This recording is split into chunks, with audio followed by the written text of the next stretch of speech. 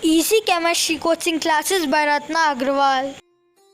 Welcome to my YouTube channel easy chemistry coaching classes. आज हम देखेंगे 11th क्लास के स्टूडेंट नया टॉपिक। जो हमारा टॉपिक है उसका नाम है केमिकल फॉर्मूले, रासायनिक सूत्र।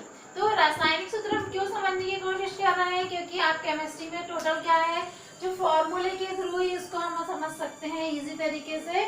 तो रासायनिक सूत्र होते क्या है, केमिकल फॉर्मूले होते क्या है, तो ये क्या है, यौगिक में उपस्थित अणुओं का संक्षिप्त रूप का निरूपण। मतलब हम जो बड़े नाम होते हैं उनको संक्षिप्त रूप में, यौगिकों को बड़े जो सूत्र होते हैं उनको हम छोटे रूप में सूत्र के द्वारा रिप्रेजेंट करते हैं, वो रासायनिक सूत्र कहलाते हैं। ये जो रासायनिक सूत्र है ये दो प्रकार के होते हैं। एक होता है मूल अनुपाती सूत्र, एम्पिरिकल फॉर्मूले।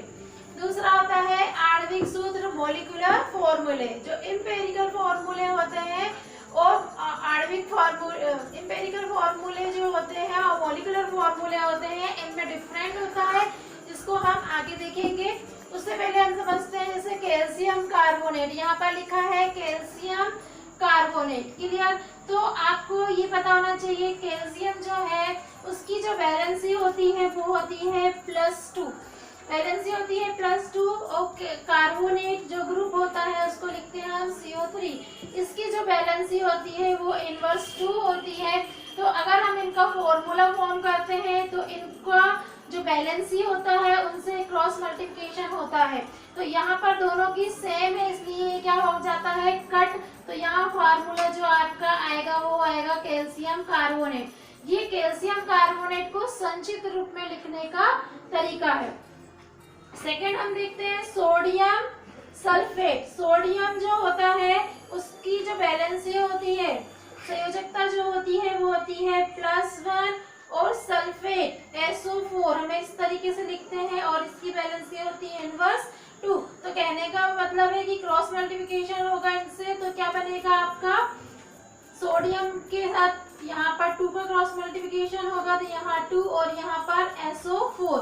इनके जो सिंबल में प्लस और माइनस लगा है उसका कोई वो नहीं है, वो सिर्फ उनकी बैलेंसी शो कर रहा है कि कितने इलेक्ट्रॉन वो डोनेट कर रहा है या गेन कर रहा है। प्लस का मतलब यहाँ पर उन्होंने डोनेट किया है इलेक्ट्रॉनों का, नेगेटिव का मतलब है यहाँ पर उसने इलेक्ट्रॉन को लिया हुआ है, इसलिए इनकी बैलेंसी आती है। तो आपको सिर्फ इन नंबर्स से मल्टीप्लिकेशन करना है। यहाँ पर जैसे हमने ये किया, तो आपका फॉर्मूला आया Na2SO4। तो सोडियम सल्फेट का जो संक्षिप्त निरूपण है वो आ जाएगा Na2SO4। इसके अलावा हम एक एग्जांपल से और समझते हैं, जैसे इजी हो जाएगा। Sodium chloride. सोडियम जो हुआ उसकी वैलेंसी +1 होती है। हम पहले ये समझ लें कि +1 कैसे होती है। सोडियम के एटॉमिक नंबर 11 होता है। कल हमने एटॉमिक नंबर, नेक्स्ट वीडियो में मैं एटॉमिक नंबर को देख चुके हैं। 11 होता है। तो इनकी फर्स्ट सेल में 2, सेकंड में 8 और थर्ड में 1 इलेक्ट्रॉन होता है। रूल्स के अकॉर्डिंग लास्ट सेल में 8 इलेक्ट्रॉन होने चाहिए, इस वजह से ये अपने 1 इलेक्ट्रॉन को डोनेट करना इजी समझता है और ये डोनेट करने पर इसका एटॉमिक नंबर पर +1 का चार्ज आ जाता है। क्लियर? तो हमारा ये +1 चार्ज हो गया। इसी तरीके से हम क्लोरीन को देखें। क्लोरीन का एटॉमिक नंबर 17 होता है। फर्स्ट सेल में 2, सेकंड में 8 और थर्ड में 7 इलेक्ट्रॉन्स होते हैं। अब ये अपने 7 को अगर डोनेट करता है तो ज्यादा एनर्जी की जरूरत होती है, इसलिए 1 इलेक्ट्रॉन को गेन कर लेता है। तो जैसे इसने 1 इलेक्ट्रॉन अपना डोनेट किया और इसने उस 1 इलेक्ट्रॉन को गेन कर लिया, तो इनके बीच में इसमें जब इसने इलेक्ट्रॉन गेन किया कंप्लीट करने, तो 1 इलेक्ट्रॉन गेन कर रहा है, इसलिए इसमें -1 चार्ज आ गया और इन दोनों के बीच में एक बॉन्ड फॉर्म हो गया जो आयनिक बॉन्ड कहलाता है। हम इसके बाद, इस चैप्टर्स के बाद कंप्लीट करने का सेकंड चैप्टर में इन्हीं चीजों के बारे में डिटेल्स में समझेंगे। अभी आप बेसिक रासायनिक सूत्र के अकॉर्डिंग इतना ही हम इसमें एक्सप्लेन कर रहे हैं। देखिए अभी हमने देखा था कि केमिकल फॉर्मूले, रासायनिक सूत्र क्या होते हैं, संक्षिप्त रूप उसका जो फर्स्ट टाइप है मूल अनुपाती सूत्र, एम्पिरिकल फॉर्मूले। हम इसके बारे में समझते हैं कि ये जो सूत्र है वो क्या बताने की कोशिश करता है। तो किसी यौगिक में उपस्थित एक अणु में उपस्थित परमाणुओं की संख्या का पारस्परिक सरल गुणा प्रदर्शित करता है। मतलब जिस सूत्र से हम क्या करते हैं कि किसी यौगिक में उपस्थित अणु में उपस्थित परमाणुओं की संख्या, तो सीधे कहने का मतलब है यहाँ पर आप ध्यान देंगे कि परमाणुओं की संख्या हम जिस सूत्र के द्वारा रिप्रेजेंट कर देते हैं, बता सकते हैं, वह सूत्र मूल अनुपाती सूत्र कहलाता है।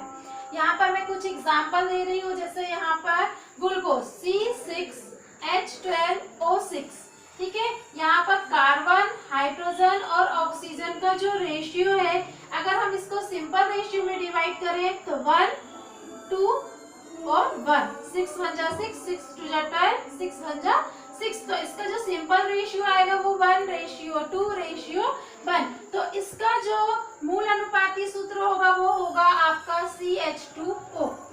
सेकेंड फॉर्मूला जैसे हम लेते हैं, यहाँ पर बेंजीन है C6H6। अगर हम इस फॉर्मूले में कार्बन और हाइड्रोजन में उपस्थित परमाणुओं की संख्या या सरल रेशियो, सरल अनुपात देखते हैं तो 6 1 जा 6, 6 1 जा 6, मतलब यहाँ पर आपका हाइड्रोजन और ऑक्सीजन का जो रेशियो आता है वो 1:1 आता है। तो यहाँ पर इसका जो मूलानुपाती सूत्र होगा वो ओनली CH होगा। अब यहाँ पर एसिटिक एसिड का फॉर्मूला लिखा है CH3COOH। यहाँ पर हम कार्बन, हाइड्रोजन और ऑक्सीजन का रेशियो देखते हैं, तो कार्बन देखिए यहाँ पर 2 है और हाइड्रोजन यहाँ पर हो गए 4 और ऑक्सीजन 2। तो इसका अगर हम इस तरीके से फॉर्मूला देखें तो ये फॉर्मूला हुआ। अगर हम सिंपल रेशियो देखते हैं इसमें तो 1:1, तो जो रेशियो आया वो आया 1:1, मतलब इसका जो मूल अनुपाती सूत्र है वो CH2O होगा। तो इस तरीके से हम समझते हैं। तो आपको समझ में आया? हम एक बार और देख लेते हैं इसी चीज को और सिंपल तरीके से। मैं फिर से एक बार आपको समझा दे रही हूँ कि जो मूल अनुपाती सूत्र है वो अणु में उपस्थित कुल परमाणुओं की संख्या होती है। जैसे हमें यहाँ पर फॉर्मूला दे दिया ग्लूकोज का C6H12O6, तो आपको इसका मूल अनुपाती सूत्र बताना है। तो इसका हम सबसे पहले सिंपल रेशियो देखेंगे कि इनमें जो परमाणु उपस्थित हैं उनका सिंपल रेशियो क्या होगा। तो यहाँ पर आ जाएगा आपका 1, 2 और 1:2:1। तो इसका जो फॉर्मूला आएगा वो CH2O। इसी प्रकार से जैसे CH3COOH, ये एसिटिक एसिड का फॉर्मूला है। अब हम इसका मूलानुपाती सूत्र बनाने के लिए पहले इसमें परमाणुओं की संख्या को टोटल काउंट कर लेते हैं। तो मैं आपको इसका एक और फॉर्मूला बता रही हूँ, लिखते हैं इसको इसी तरीके से, लेकिन हम एम्पेरिकल फॉर्मूला जब बनाते हैं तो हम इसको इस तरीके से लिखकर शो कर सकते हैं अपने लिए, है ना। C2 टोटल 2 है, हाइड्रोजन 4 है तो H हो गया 4 और ऑक्सीजन 2। तो इसका अगर सिंपल रेशियो निकालते हैं 2 1 जा 2, 2 2 जा 4, 2 1 जा 2, तो यहाँ जो सिंपल रेशियो निकलता है वो इस तरीके से। तो इसका जो मौलिक एम्पेरिकल फार्मूला है वो भी क्या हो जाएगा आपका CH2O। अच्छा, अब ये जरूरी नहीं है कि इस यौगिक का एम्पेरिकल फार्मूला ये है और इसका भी यही है, तो इससे मतलब नहीं है। आपको तो सिर्फ यहाँ पर टोटल जो परमाणुओं का सरल अनुपात है, पूर्णांक का जो सरल अनुपात है, उसको प्रदर्शित करने वाला जो सूत्र होता है वो मूल अनुपाती सूत्र या जो फॉर्मूला होता है वो एम्पेरिकल फॉर्मूला होता है। हम एक और देख लेते हैं एग्जांपल, जैसे C6H6, क्लियर। तो यहाँ पर है दोनों का अगर कार्बन और उसका अनुपात देखें तो क्या रेशियो हो जाएगा 1:1, तो यहाँ इसका एम्पेरिकल फॉर्मूला CH हो जाएगा। सपोज ऐसा कोई एलिमेंट जिसका रेशियो ना निकल रहा हो, जैसे सपोज मैं यहाँ समझा रही एक फार्मूला और आपको। अब हम सोडियम सल्फेट का फॉर्मूला देखते हैं। अगर हमको इसका एम्पेरिकल फॉर्मूला बनाना है तो इसका एम्पेरिकल फॉर्मूला वही की वही होता है। ऐसा क्यों होता है? क्योंकि अगर हम इसका सिंपल रेशियो बनाएंगे सरल पूर्णांक अनुपात में, तो सिंपल रेशियो में ये परिवर्तित नहीं होगा।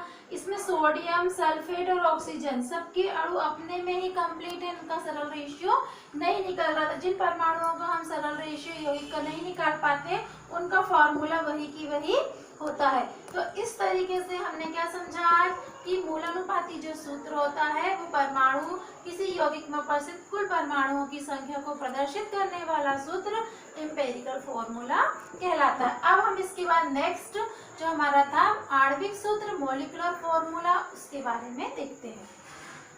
अब आप सेकंड देख रहे हैं मॉलिक्यूलर फॉर्मूला। तो मॉलिक्यूलर फॉर्मूला जो होता है वो क्या होता है कि यौगिक के अणु में उपस्थित परमाणुओं की वास्तविक या पूर्ण, वास्तविक बोले या हम उसको पूर्ण बोले, उन संख्या को प्रदर्शित करने वाला जो सूत्र होता है वो आणविक सूत्र या अणु सूत्र कहलाता है। क्लियर? तो यहाँ पर हम ये देख रहे हैं कि पहले हमने मूलानुपाती सूत्र में हम निकालते हैं उनका सरल पूर्णांक अनुपात। यहाँ पर परमाणुओं की वास्तविक पूर्ण संख्या को प्रदर्शित करने वाला सूत्र। तो आणविक सूत्र निकालने के लिए सबसे पहले हमें मूलानुपाती सूत्र निकालना होगा, फिर हमें उसके में उपस्थित नंबर जो एक पूर्णांक संख्या है उसे निकालना होगा। तो इसे इस फार्मूले के थ्रू हम समझते हैं। जैसे आणविक सूत्र, मॉलिक्यूलर फॉर्मूला का जो सूत्र होता है वो मूलानुपाती सूत्र गुणित एन। एन यहाँ पर नंबर पूर्णांक संख्या है, एन निकालने के लिए, है ना, पूर्णांक संख्या एन निकालने के लिए हम आणविक द्रव्यमान अपन मूलानुपाती सूत्र द्रव्यमान को निकालते हैं। अगर हमें उस सवाल में या उस जो क्वेश्चन है उसमें वाष्प घनत्व दिया हुआ है तो हम आणविक द्रव्यमान को वाष्प घनत्व इंटू 2 के थ्रू निकाल लेते हैं। तो इन फॉर्मूलों को हमें यूज करना होगा तब हम इसको हल कर सकते हैं। तो हमने सबसे पहले आज देखा रासायनिक सूत्र, केमिकल फॉर्मूले, जो क्या होते हैं कि संक्षिप्त रूप में किसी भी यौगिक को प्रदर्शित करने वाले सूत्र होते हैं।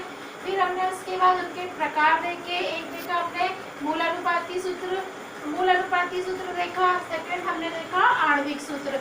तो ये वीडियो यहीं खत्म होती है। नेक्स्ट वीडियो में इसके इनसे रिलेटेड जो हमें सवाल, ठीक है, ये टॉपिक यहीं पर खत्म होता है। नेक्स्ट वीडियो में इससे रिलेटेड जो क्वेश्चंस आते हैं, जो सवाल दिए गए।